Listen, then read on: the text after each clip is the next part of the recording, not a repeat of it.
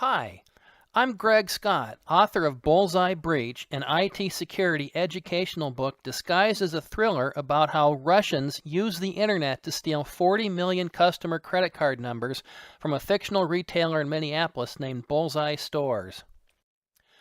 In this age of internet hack attacks, the question that should be on everyone's mind is, how does somebody steal millions of credit card numbers from a Fortune 500 retailer from halfway around the world? How does that work?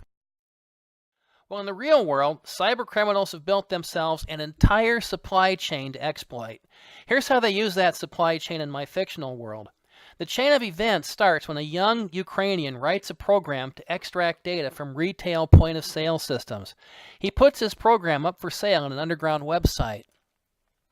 A mob boss venture capitalist in St. Petersburg, Russia, named Ivan Tarsky, invests in this program and names it Green POS, the color of money.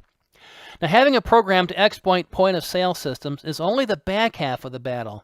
Ivan now needs point-of-sale systems to exploit, and he needs a way to deploy his new program on enough systems to make it worthwhile.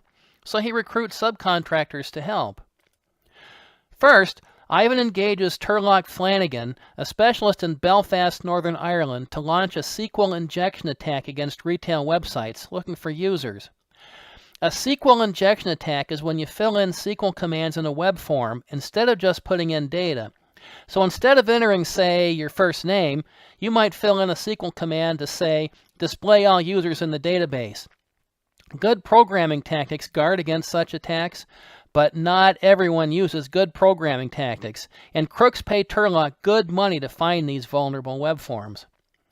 Next, Ivan engages an Iranian botnet master named Bahir Mustafa to plant keyloggers in computers around the world.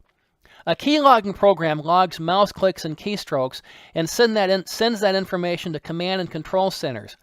But sending all that information can clog an internet connection. So Bahir's keylogger keeps a minimal footprint to stay hidden, and it only sends information from user and password fields. A botnet is a group of home computers with a malicious program inside that does the bidding of a botnet master.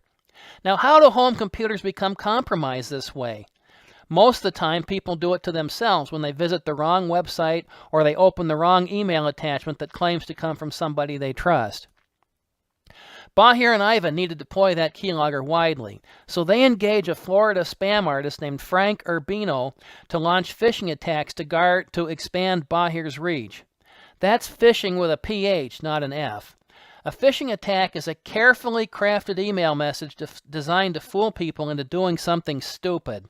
When you see that email message claiming to come from your bank with instructions to click here to make everything better, don't click here. It's a phishing scam. Bahir wants more drones in his botnet. The bigger his botnet, the more money he makes from renting it out. Ivan wants lots of web login samples, so Ivan also wants Bahir's botnet to grow. It's a win-win criminal collaboration. Anyone who knows how can trace the source of email messages, so Frank needs to conceal himself. The way he does that is he uses Wei Jiandai's email service in Shanghai, China. Frank sends an email to China, and Wei relays it to its final destination. Now, how does Wei get away with moving all this traffic across the Great Firewall of China? She lets the right people in the Chinese government use contact information from all those spam emails, so they look the other way for her. Another nefarious collaboration.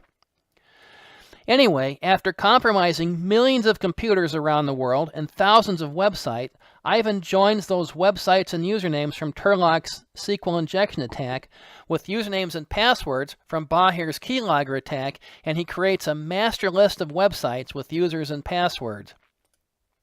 Ivan eventually finds Edith Rosso's obsolete computer sitting in a small HVAC company in upstate New York.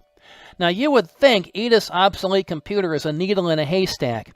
What are the odds anyone would find an obsolete computer in an out-of-the-way business and use it to take down a Fortune 500 company? Well, with today's internet and powerful automation, there's no such thing anymore as a needle in a haystack.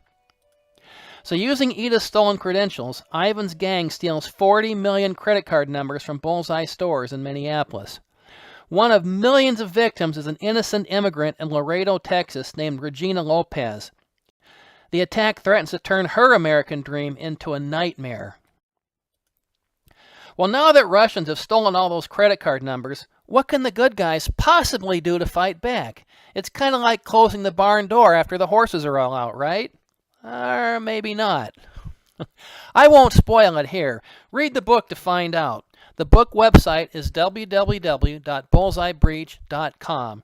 You just might find some ideas that will work for you in the real world. I need to leave you with one last warning. Buy your copy of Bullseye Breach today, but don't start reading until a Friday afternoon, because once you start, you won't be able to put it down, and that gives you the whole weekend to recover from jet lag after staying up all night reading. And if you like what you read, please leave a nice review on Amazon and all the other online review sites for me. Authors use those reviews to generate credibility. And thanks for putting up with my amateur narration.